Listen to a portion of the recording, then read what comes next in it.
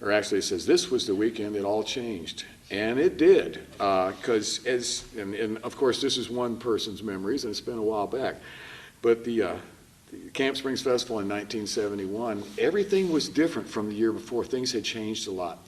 And in our band, the Bluegrass Alliance, we were going through a change in that, and we knew it was coming for months, and we knew this was going to be Tony Rice's last festival with us. It's crazy the way it all got going, but okay, Tony, now it's the summer of 71, and he had been talking with Eddie Adcock and Jimmy Goodrow about they wanted Tony to help them start a new band. And so they had some rehearsals, and things were going well with Jimmy Goodrow on mandolin, Eddie Adcock banjo, Bob Quail White on bass, and Tony Rice on guitar. So that, I understand there were a few rehearsals, just a couple.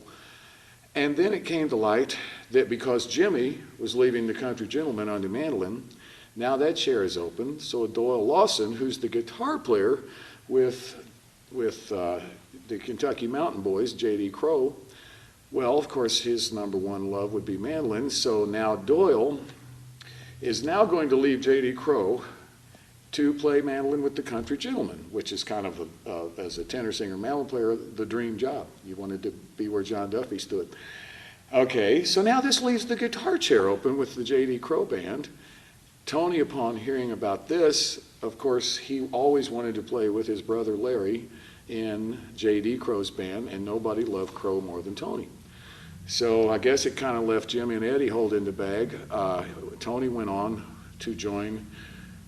He was to now join J.D. Crowe, leaving the Bluegrass Alliance, us, in need of a guitar player. And so we got to Reidsville knowing we didn't have a new guitarist yet, and there were a few different people in the running for it. And we were actually trying to find someone that sang high and as good as Tony. Well, we weren't finding that.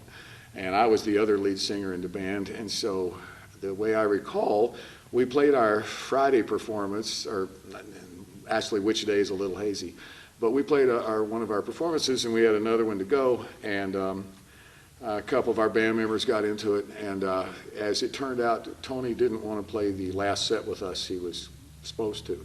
And so the way I recall, the 110 Soldier song that is featured in the movie that I'm singing lead on in the movie, that was our last song, and that was the last one with Tony. But he is also in the movie because he was joining J.D. on the guitar that weekend. So Curtis Birch was at the festival, and he was one of the guys in the running.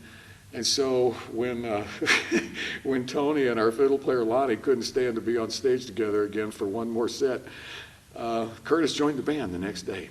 So Curtis played with us at Reidsville. So that's where, for 3 bands, maybe 4, things turned around.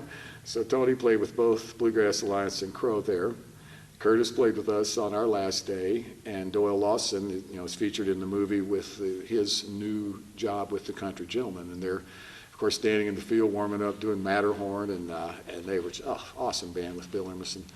And so it kind of turned things around a little bit that weekend. And even the New Deal String Band was different from the year before. We had Rick Ryman on the banjo, Kenny Kosek on fiddle, and so things were moving right along, and progress was being made in bluegrass.